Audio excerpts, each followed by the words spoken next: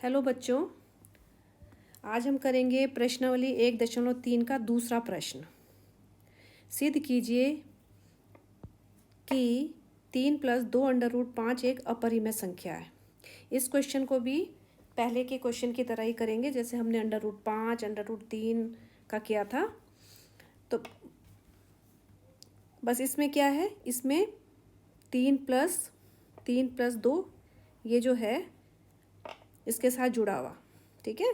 बाकी ये तो हमने किया था, √5 सिद्ध कीजिए कि √5 एक अपरिमेय संख्या है, ठीक। तो अब हम करते हैं इसको शुरू। बस इस क्वेश्चन में ये ध्यान रखना कि हमने इन √5 को हमने अलग करना है और इनको अलग करना है। तो देखो कैसे करते हैं।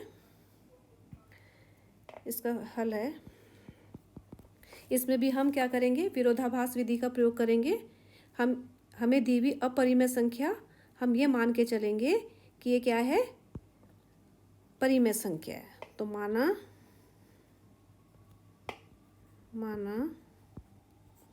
3 + 2 √5 एक परिमेय संख्या है।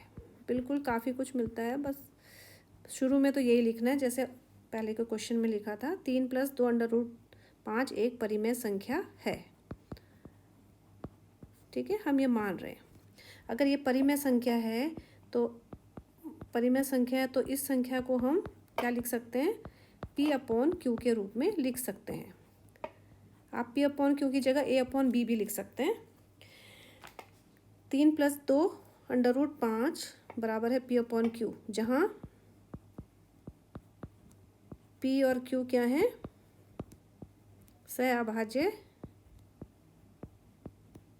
सहअभाज्य संख्याएं हैं या पूर्णांक हैं, सहअभाज्य संख्याएं हैं, ठीक है, संख्याएं हैं। अब हम क्या करेंगे, अब हमने ये √5 2 √5 पहले हम इस 3 को दूसरी साइड ले जाएंगे, तो 2 + √5 बराबर है P/Q - 3, ठीक है। एक मिनट, ये तो इसके साथ गुणा है, मल्टीप्लाई हो रखा, ठीक है। तो 3 ये इधर था, 3 को हम दूसरी साइड ले गए। अब हमने क्या करना है, आपको पता है कि √5 को हमने एक साइड करना है, तो √5 और ये 2 को हम पहले अभी इसको पहले हल कर लेते हैं। P - जिसके नीचे कुछ नहीं होता 1, इसका एलसीएम आया Q, तो यहाँ पर बचा P, 1 को Q से भागे Q, और ये कितना आ जाएगा, 3 Q आ जाएगा, ठीक है। ये आ गया। अब हमने इस 2 को भी इधर लाना है, तो √5 बराबर है P - 3Q/2Q। ये बहुत ही आसान क्वेश्चन है, बस इसमें थोड़ा लिखना है ना। बस इस तरीके से करना है कि बस ये याद रखना आपने कि इसमें √5 जो इसमें जुड़ा होगा उसको आपने अलग करना है, एक साइड लिखना है, बराबर के एक साइड लिखना है। अब आपके पास ये आ गया P - 3Q/2Q। अब आपने क्या करना है, क्योंकि P और Q कैसे हैं, पूर्णांक हैं, है ना, पूर्णांक हैं, इसलिए ये जो P - 3Q/Q होगा, 2Q होगा, सॉरी, P - 3Q/2Q क्या होगा, ये एक परिमेय संख्या होगी। क्या होगी, ये एक परिमेय संख्या होगी, क्योंकि P और Q क्या है, सहभाज्य संख्या है, यानी पूर्णांक है ना, पूर्णांक हैं।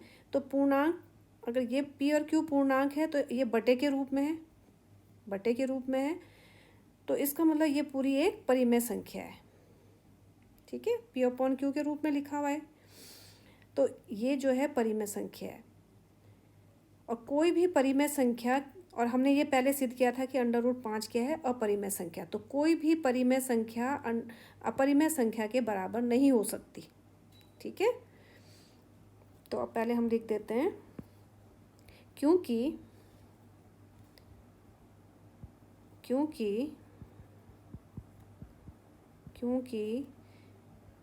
P और Q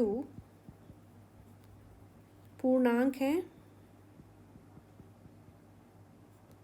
पूर्णांक हैं, इसलिए p minus 3q upon 2q क्या है, एक परिमेय संख्या होगी। एक, इसको एक साइड नीचे लिख देते हैं, यहाँ लिख देते हैं, इसको पूरा नहीं आ रहा है, ठीक है, पूर्णांक है, इसलिए p minus 3q upon 2q एक परिमेय संख्या, एक परिमेय संख्या होगी। परिमेय संख्या है, जब पूर्णांक है और ये p अपॉन के रूप में है, बटे के रूप में है, तो परिमेय संख्या है ना। इसलिए अगर ये परिमेय संख्या है तो √5 एक परिमेय संख्या है, परिमेय संख्या होगी, क्योंकि कोई भी परिमेय संख्या अपरिमेय संख्या के बराबर नहीं है। तो हम ये मान रहे हैं कि अगर ये परिमेय संख्या है तो ये भी परिमेय संख्या होगी, परिमेय संख्या होगी जो कि असत्य है। लेकिन वो तो असत्य है ना, क्योंकि हमने पहले के प्रश्न में हमने सिद्ध किया हुआ है कि √5 एक अपरिमेय संख्या है जो कि असत्य है।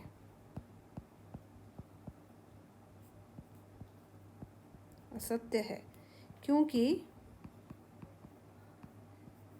√5 एक अपरिमेय संख्या है, अपरिमेय संख्या है, ठीक है। अतः हमारी कल्पना क्या है, गलत है। अतः हमारी कल्पना मतलब जो हमने माना था, कल्पना गलत है, ठीक है। हमारी कल्पना गलत है, हेंस या अतः हमारी कल्पना गलत है, इसलिए क्या है, इसलिए 3 + 2 √5 इम्प्लाइज कर लो, गलत है, इम्प्लाइज या इसलिए 3 + 2 √5 एक अपरिमेय संख्या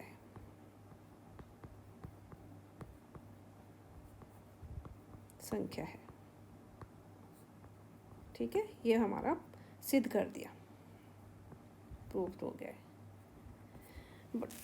बच्चों एक बार फिर से देखो कि हमने क्या करना है, इसमें ध्यान रखना है कि हमारे पास ये जो संख्या है 3 + 2 √, ये क्वेश्चन पहले के क्वेश्चन से आसान होते हैं। इसमें हमने √5 को अलग करना है, बस एक साइड √5 को अलग करना है, बाकियों को अलग साइड करना है, ठीक है, बस ये ध्यान रखना। उसके बाद ये जो आएगा ये आपकी एक परिमेय संख्या आ जाएगी। अगर ये परिमेय संख्या है तो परिमेय संख्या अपरिमेय संख्या के बराबर नहीं होती है। तो ये परिमेय संख्या है तो हम ये मान के चल रहे हैं कि ये परिमेय संख्या है तो ये भी परिमेय संख्या होगी जो कि असत्य है। तो हमने यहाँ लिख लिया कि √5 एक परिमेय संख्या होगी जो कि असत्य है। ये सब क्यों हुआ हमारा, क्योंकि हमने गलत कथन किया था, हमने गलत मान के चले थे, हम गलत मान के चले थे कि 3 + 2 √5 एक परिमेय संख्या है, इसलिए हमारा रिजल्ट भी नीचे परिणाम भी है वो भी गलत आया।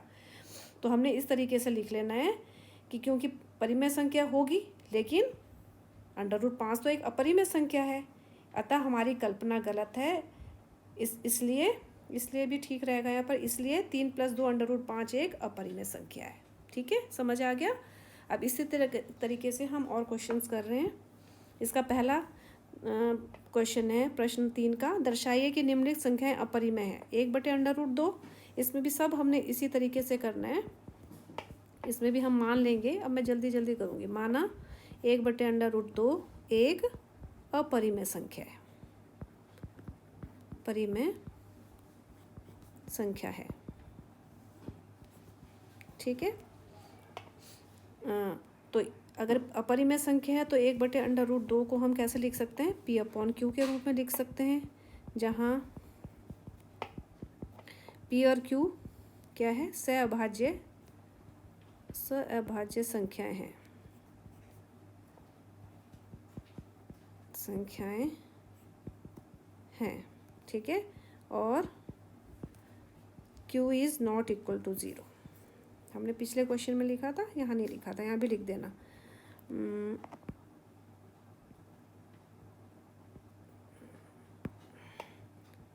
और q is not equal to 0, इस क्वेश्चन में भी लिख देना। अब हमने क्या करना है, इसमें √2 को एक साइड लाना, तो क्या करेंगे हम, इसको क्रॉस मल्टीप्लाई कर देंगे, यह आ जाएगा p √2, क्योंकि हमने इधर करना, पहले हम इधर कर रहे हैं, बराबर है q, और √2 बराबर है q/p, ठीक है। देखो √2 हमने एक साइड कर दिया है। अब ये एक साइड हो गया, तो अब आप लिख दोगे इसमें कि p/q क्या है, पूर्णांक है, क्योंकि p और q पूर्णांक हैं,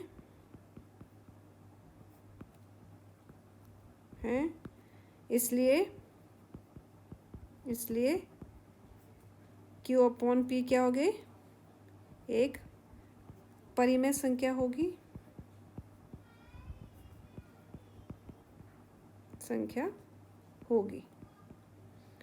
अगर ये परिमेय संख्या होगी तो हमने जैसे पीछे लिखा था, क्या लिखा था, परिमेय संख्या होगी, तो इसलिए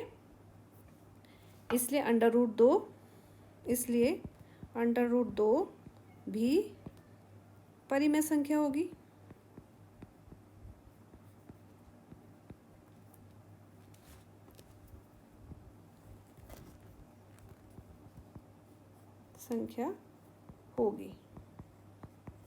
ठीक है, जो कि असत्य है, जो कि क्या है, असत्य है, ये लिख देंगे।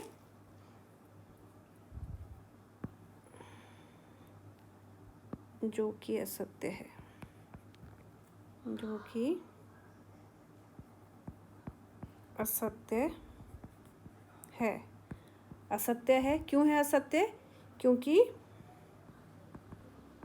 हमने पहले माना था, पहले प्रश्न में हमने सिद्ध कर चुके हैं कि √2 एक अपरिमेय संख्या है, क्योंकि √2 कैसी है, एक अपरिमेय संख्या है, अपरिमेय संख्या है, ठीक है। अतः हमारी कल्पना क्या है, अतः हमारी कल्पना गलत है, जिससे सिद्ध होता है, ठीक है, या सीधे भी लिख सकते हो, जिससे यह सिद्ध होता है कि 1/√2 एक अपरिमेय संख्या है,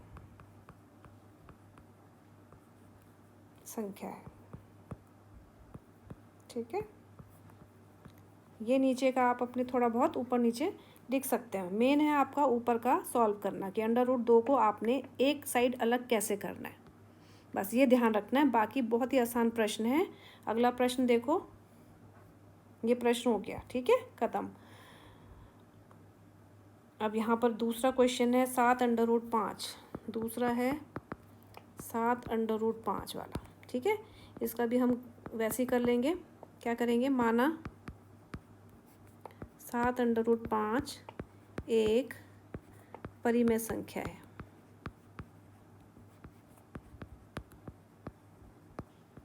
ठीक है। इसमें भी 7√5 है, √5 को हम एक साइड करेंगे, तो अगर 7√5 एक परिमेय संख्या है तो हम इसको लिख सकते हैं, 7√5 को हम लिख सकते हैं p/q के रूप में, जहाँ p/q क्या है, p/q सहभाज्य संख्याएं हैं, सहभाज्य संख्याएं हैं, और q is not equal to 0। अब तो आपको याद हो गया होगा कि कैसे लिखते हैं, ये स्टेप तो सब में एक जैसे ही है। अब यहाँ पर √5 हमने 7 को इससे हटाना है, गुणा हो रखे हैं, तो 7 को इसको हटाएंगे, p/7q आ गया। अब देखो फिर वैसे लिख देना है, क्योंकि पी पी क्यू 7 ये सारे क्या हैं, पूर्णांक हैं। पी और क्यू पूर्णांक हैं, इसलिए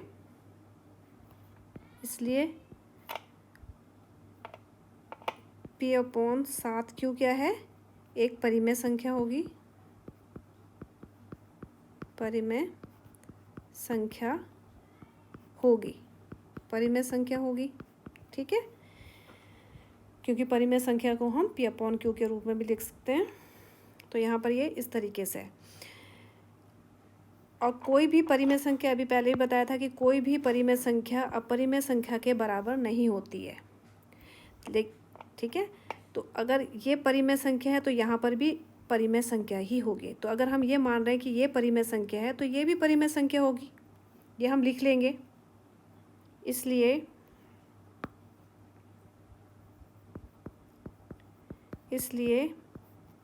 √5 भी √5 एक परिमेय संख्या होगी,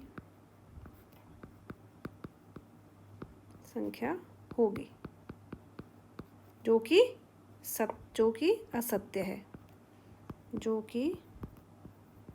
असत्य है, सब में एक जैसा लिखना है, असत्य है। क्योंकि असत्य क्यों है, क्योंकि √5 तो एक अपरिमेय संख्या है, एक अपरिमेय संख्या है। अतः हमारी कल्पना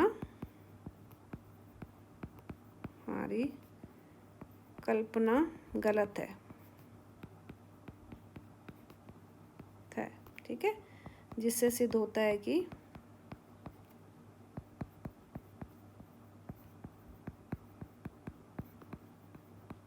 कि 7√5 क्या है, एक अपरिमेय संख्या है।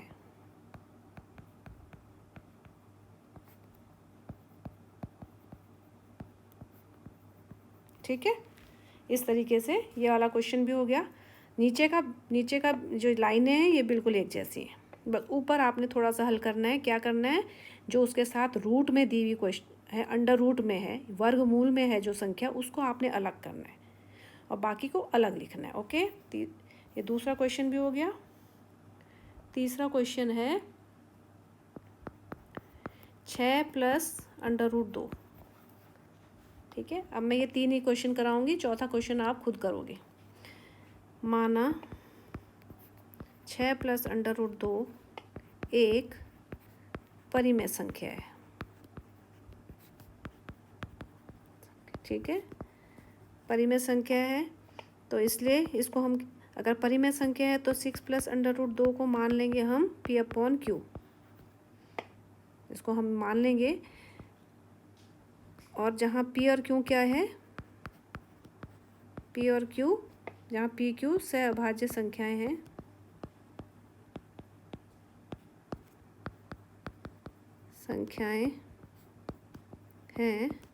और q is not equal to 0। ठीक है, अब हमने फिर से वही करना है कि √2 को अलग रखना है और p अपॉन क्यू है, ये प्लस में है तो दूसरी साइड जाके माइनस में हो जाएगी, -6। √2 बराबर है p माइनस, इसमें हम क्या करेंगे, हम एलसीएम लेंगे। एलसीएम क्यू है, इसके नीचे कुछ नहीं है, एक एलसीएम आया क्यू, यहाँ पर हम p लिखेंगे माइनस, यहाँ पर क्या हो जाएगा, यहाँ पर q से गुणा कर देंगे 6q, एक को भाग किया q से, q आया, q को 6 से गुणा किया, 6q आ गया। अब ये देखो फिर से ये क्या होगी, p और q क्या है, पूर्णांक है, तो इसका मतलब ये जो संख्या होगी p - 6q/q क्या होगी, परिमेय संख्या होगी। किसी भी परिमेय संख्या के सामने भी परिमेय संख्या ही होती है, कोई भी परिमेय संख्या के ही बराबर होती है, तो ये भी परिमेय संख्या होगी। लेकिन हमने पहले क्वेश्चन में सिद्ध किया है कि ये क्या है, अपरिमेय संख्या, फिर वैसे लिख देंगे। ओके, क्योंकि क्योंकि P और Q पूर्णांक हैं, इसलिए P माइनस 6Q बटे ये थोड़ा सा दूर कर दें, P माइनस 6Q बटे Q एक परिमेय संख्या होगी। एक ही लाइन में लिखना आप, इसमें परिमेय संख्या होगी, ठीक है। अगर ये परिमेय संख्या इसलिए √5 एक परिमेय संख्या होगी,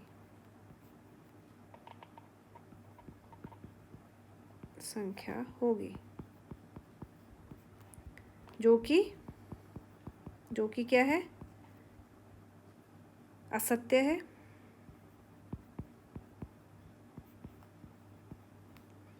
क्योंकि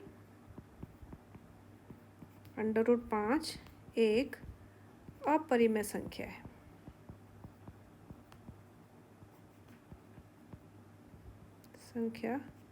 अपरिमेय संख्या है। अतः हमारा कथन जो है, हमारा कथन या हमारी कल्पना गलत है। अतः हमारा कथन भी लिख सकते हो, कथन गलत है, जिससे हमारा कथन गलत है, जिससे ये सिद्ध होता है, या चलो पूरा ही लिख देते हैं, जिससे यह सिद्ध होता है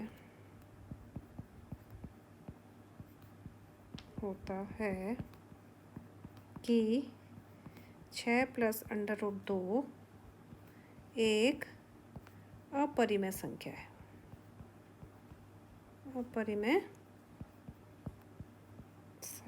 है।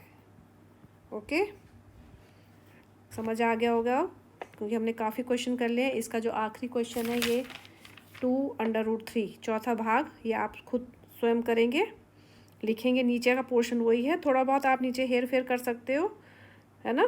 कि अतः हमारा कथन गलत है, और सीधा लिख भी सकते हो। इसलिए 6 + √2 एक अपरिमेय संख्या है, ठीक।